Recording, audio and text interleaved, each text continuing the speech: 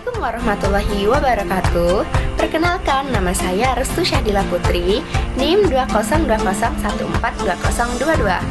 Mata kuliah Pengembangan Bahasa Anak Usia Dini, dosen pengampu Ibu Mardiana Sari, MPD, Program Studi Pendidikan Guru Pendidikan Anak Usia Dini, Universitas PGRI Palembang. Baiklah, di sini saya akan menjelaskan mengenai faktor perkembangan bahasa pada anak usia dini. Simak videonya ya.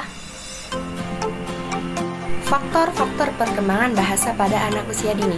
Perkembangan bahasa pada anak usia dini merupakan salah satu aspek dari beberapa tahapan perkembangan anak yang seharusnya menjadi perhatian pada orang tua di rumah maupun guru di sekolah. Perkembangan bahasa anak yang dimaksud ini adalah meningkatnya kemampuan penguasaan alat berkomunikasi baik secara lisan maupun secara tertulis. Menurut Vygotsky, faktor yang mempengaruhi perkembangan bahasa anak. 1. Anak harus menggunakan bahasa untuk berkomunikasi atau berbicara dengan orang lain. Kemampuan ini disebut dengan kemampuan bahasa secara eksternal dan menjadi dasar bagi berkomunikasi pada diri sendiri. 2. Transisi dari kemampuan berkomunikasi secara eksternal pada kemampuan berkomunikasi secara internal membutuhkan waktu yang cukup lama. 3. Pada perkembangan selanjutnya, anak akan bertindak tanpa berbicara.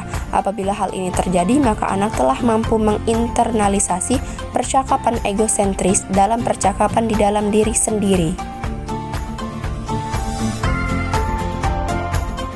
Selanjutnya, menurut pendapat Petty dan Jensen, yaitu 1. Berbedanya cara bagaimana si anak mempelajari bahasa tersebut. 2. Berbedanya jenis bahasa yang dipelajari si anak. 3. Berbedanya karakteristik kepribadian anak. Dan 4. Berbedanya lingkungan tempat proses pembelajaran bahasa itu terjadi. Menurut pendapat Sunarto dan Agung Hartono, 1. Umur anak, yaitu faktor fisik akan ikut mempengaruhi hubungan. Semakin sempurnanya pertumbuhan organ cara kerja otot-otot untuk melakukan gerakan dan isyarat. 2. Kondisi lingkungan.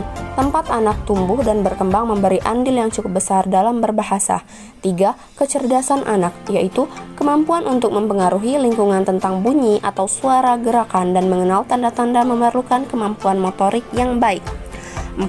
Status sosial ekonomi keluarga, yaitu keluarga yang berstatus sosial ekonomi baik akan mampu menyediakan situasi yang baik bagi perkembangan bahasa anak dan anggota keluarganya. Dan yang kelima, kondisi fisik atau kondisi kesehatan anak. Seseorang yang cacat yang terganggu kemampuannya untuk berkomunikasi seperti bisu, tuli, gagap, atau organ suara yang tidak sempurna.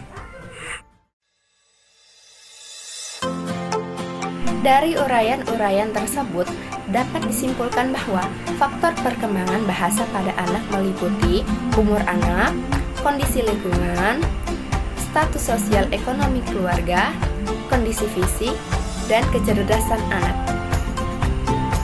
Baiklah, itu saja yang dapat saya jelaskan pada materi hari ini. Jika ada kesalahan kata-kata, saya mohon maaf. Wassalamualaikum warahmatullahi wabarakatuh.